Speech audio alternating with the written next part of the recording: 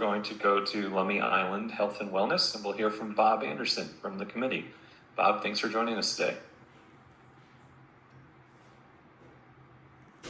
Thank you, John, and thanks for the invitation. I feel privileged. You had a competition for this podium, and I'm glad to be the one that you've had occupy it. I just want to say, sitting through this morning, listening to the health board commentary, I'm a citizen observer, so to speak. And I was really impressed with the content of what you're, and the sort of scientific base that you're working from, and the commitment to connecting with the community. I especially appreciated your comment about following the vital conditions. You'll hear a little bit later from me about our grant with NSACH, and they really promote that, and they encourage that, and they ask us to learn about it. And you're using that as the foundation for your work. I really appreciate that. So just to introduce myself, Bob Anderson. I'm a retired healthcare administrator with background in mental health management. I used to run home health and hospice programs. My final gig was running a large senior living community. I'm a resident of Lummi Island. I've had a home there since 2003, mostly part-time because I was in Seattle, but now I'm a permanent resident there, and so it is my community. You council members have seen me at this podium on ferry issues before, and I'm really glad that I'm not here to talk about that specifically today. But I am here to tell you about a model of community engagement for improving health and wellness that may have application in other parts of the county. We don't have any government funds involved in our program, and gratefully we've received some wonderful foundation support and lots of volunteer champions to help us do what we're doing. And if you look at the slide, if you go back to the first one, it talks about transforming, rejuvenating, and celebrating life island style. That's really the energy around what we're all trying to do. I served as president of the board of Lummi Island Health and Wellness, a nonprofit community initiative that emerged from planning efforts that were started way back in 2018, when a group of island healthcare professionals got together and said, there's some real problems here with our aging community, and we organized to study and try to figure out what was most important to islanders, to assist them, as we call it, to age in place. This was around the time of the launch of the Aging Well Whatcom initiative, an initiative of the Chuckanut Health Foundation, aimed at making Whatcom County a better place in which to age well. And at that time, I was also serving as a consultant to Western Washington University, which was considering citing a senior living community on their campus, a really novel and thoughtful way to integrate lifelong learning and aging. Unfortunately, the pandemic sidelined that initiative, and we can only hope that it'll come back to the surface. But the experience that I gained from Aging Well Whatcom left a real deep impression on me. And it could be reflected in this next slide. That is a quote from somebody who was participating in a county council candidates forum. And that person said, where we live should not determine how well we live. You know, I come from an island. Others presenting today are from areas of the county with unique needs and interests. But this phrase, or if you will, mantra, where we live should not determine how well we live, is a foundational principle for health equity and for community determination. I think the pandemic taught us some really important lessons, especially about how fragile our healthcare system is, particularly in isolated areas like Lummi Island, where access to care is challenging under any circumstances. So after we came out of the pandemic, the original planning group on Lummi Island came back together in 2024, and we found a partnership with Peace Health to develop an in-depth survey of community health and wellness needs. We got help from the Western Washington University Healthcare Master's Program, and we took the findings from the survey, the island community. We asked them to help us prioritize the programs and services that they would value most. Imagine for a moment you're in the largest gathering space on Lummi Island, called the Gathering Place, and there are 100 members of the community there. They're sitting around tables of 7, and they're looking at what our findings were. And we're asking them, don't just tell us that we got it right, tell us what we need to really pay attention most to. And I'm going to get back to that theme a little bit later. If we'll go to the next slide, please. So, looking back, it became clear to us that the community had really some major key challenges, and some of them are pretty obvious. Medical access.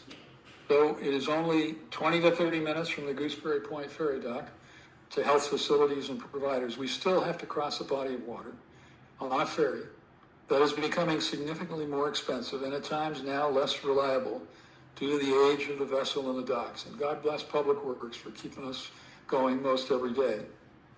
And then there are plans for the replacement of that ferry, which the county council is working on, and others. But over the next few years, this just is going to amplify the problem that we already have of feeling isolated and limited in our access. The aging population on our island, we're 62.2 is our average age. We're a bunch of oldsters. The average age in the county is 38. And of course, the limited supply of caregivers.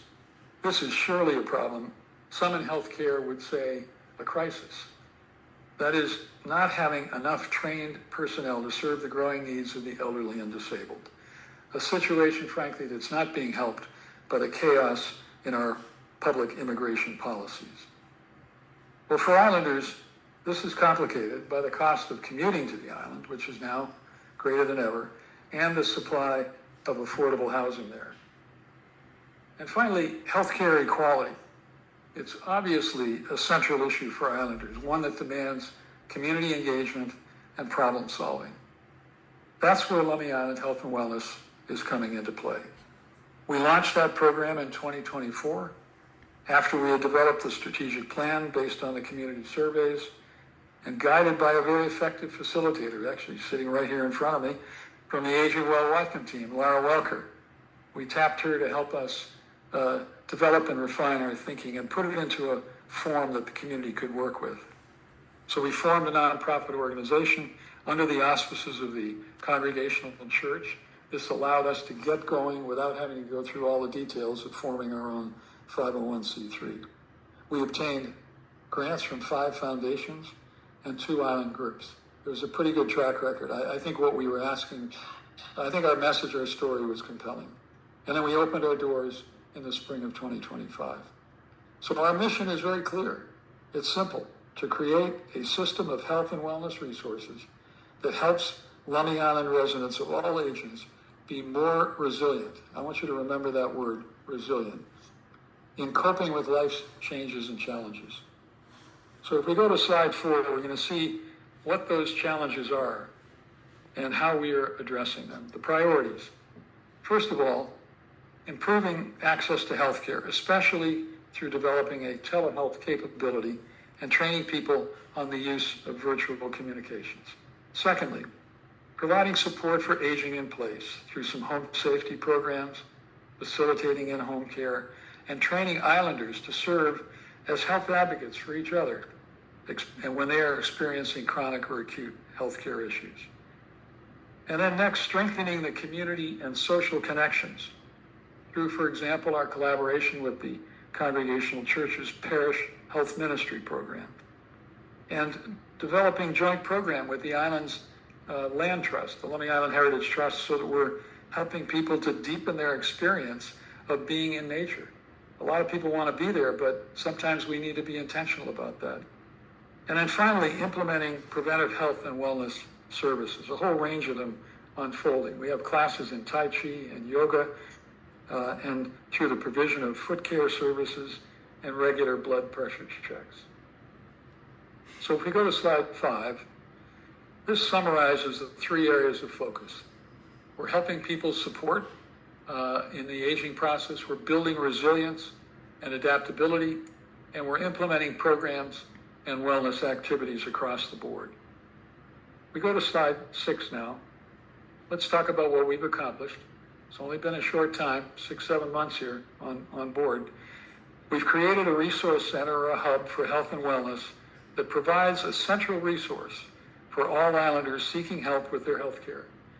Partnering with many organizations like the Northwest Regional Council, we're getting this done in I think a new and way that's tailored to our community. We've implemented a range of wellness classes, so 5 days a week you can go to a class in our gathering place, and we even have special programs on weekends. We've started up a telehealth service at the Resource Center, and we're training islanders how to get online for themselves.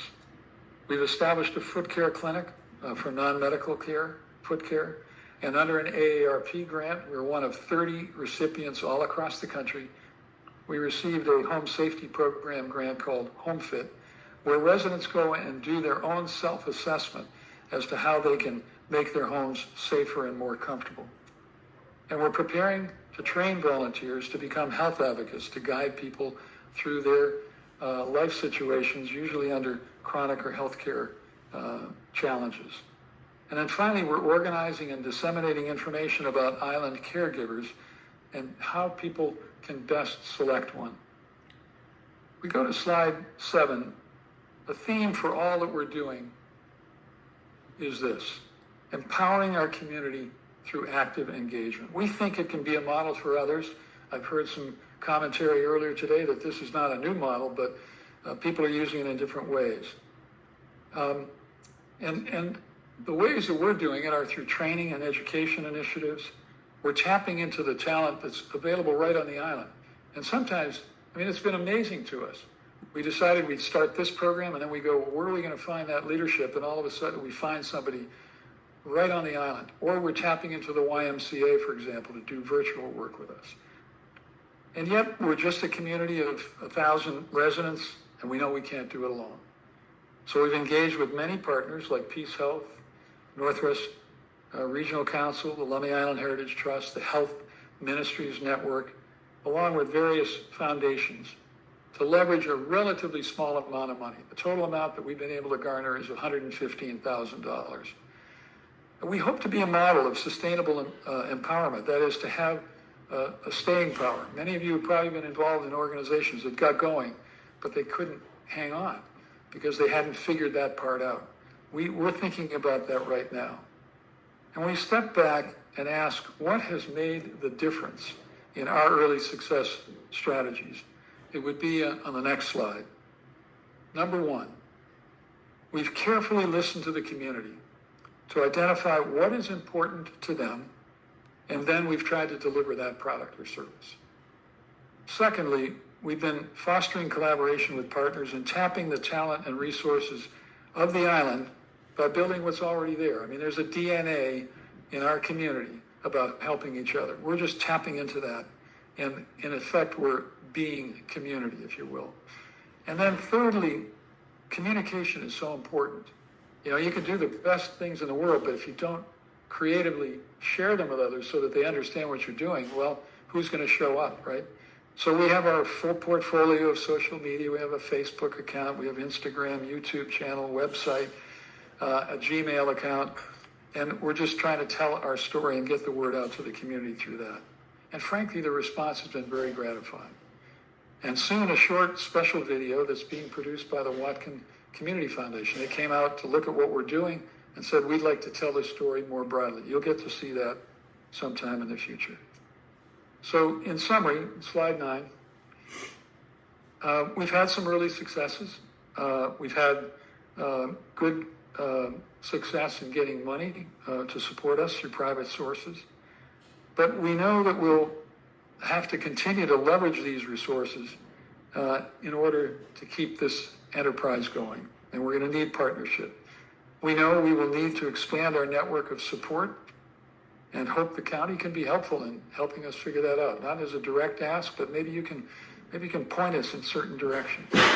And frankly, we welcome the opportunity. I'm glad I'm able to be here today to share this model, and maybe it has application someplace else. You can tell us about that. You'll find we're pretty generous in wanting to share that information.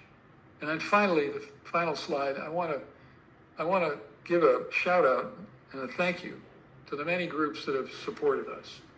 One national, the ARP, and 5 local foundations: Peace Health, the Whatcom Community Foundation, Mount Baker Foundation, North Sound ACH, and Chuckanut Health Foundation. They are really partners with us. They get it, and they want us to do this work. And then on the island, our own Lummi Island Community Association and our little civic club. These are small enterprises, but they got their skin in the game as well. And I guess I'd like to just make one final comment. I pulled out the word resilience earlier. And, you know, our efforts are to help individual members of our community become more resilient. But you know what's happening? The community itself is becoming more resilient, more than we've had it before. And God knows, with all of the polarization in our environment, all the noise that's out there, I personally feel, and I think a lot of us on our island feel, this is a time where we need to lock arms. We need to be together. And this food bank issue that you're talking about, somebody has already initiated on the island, our own organization called Lummi Islands something.